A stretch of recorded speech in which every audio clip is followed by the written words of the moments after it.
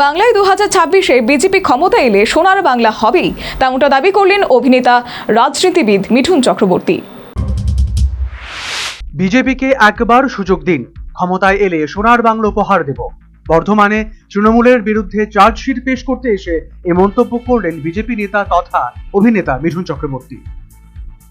পাশাপাশি লক্ষ্মীর ভান্ডার নিয়েও মন্তব্য করেন অভিনেতা রাজনীতিবিদ মিঠুন চক্রবর্তী। তার মতে, লক্ষ্মীর ভান্ডার নিলেও মহিলারা কিন্তু মনে প্রাণে বিজেপিকেই চায়। মিঠুন বলেন, এরা তো 1,500 টাকা মাসে দিচ্ছে, আর বিজেপি ক্ষমতায় এলে 3,000 টাকা করে মাসে দেওয়া হবে। মহিলারা লক্ষ্মীর ভান্ডার পাচ্ছেন, ভালো কথা। তবে আমি বিভিন্ন সভায় গিয়ে দেখি বহু মহিলার উপস্থিতি, তারা লক্ষ্মীর ভান্ডার পেলেও আমাদের দিকেই ঝুঁকবে। আসলে প্রধানমন্ত্রী নরেন্দ্র মোদী বিজেপির প্রধানমন্ত্রী নন, ভারতবাসীর প্রধানমন্ত্রী। প্রধানমন্ত্রী যেটা বলেন সেই কথা রাখেন, ফলে কে কি কথা বলছে তাতে কিছু আসে যায় না। আমি বলছি, বিজেপি ক্ষমতায় এলে সোনার বাংলা হবে, তাই একটা সুযোগ তো দিন। 2021 সালে বিধানসভা নির্বাচনের আগে একটা বিজেপির হাওয়া ছিল, এবারে কি পরিস্থিতি অন্য?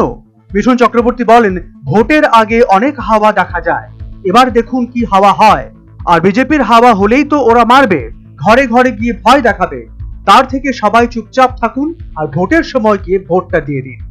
মিঠুন আরো বলেন, বিজেপিকে মানুষ ভোট দেবে একটাই কারণে, কারণ সবাই জানে বিজেপি এমন একটা শক্তিশালী প্রতিপক্ষ, তারা যদি সরকারে আসে তারা কড়া হাতে সরকার চালাবে। বিজেপি শুধু পার্টি নয়, তারা একটা শৃঙ্খলাবদ্ধ দল।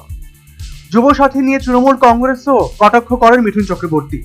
তিনি বলেন, এই যে যারা যুবসাথী প্রকল্পের জন্য লাইন দিচ্ছেন, সেটাই প্রমাণ করে দেয় যে এই বাংলায় সাধারণ মানুষের হাতে কাজকর্ম, কারখানা কিংবা কোনো প্রকল্প কিছুই নেই। আজ মাত্র 1,500 টাকা পাওয়ার জন্য তাই তারা বাধ্য হয়ে সারাদিন লাইনে দাঁড়াচ্ছেন। National bureau report, news vanguard.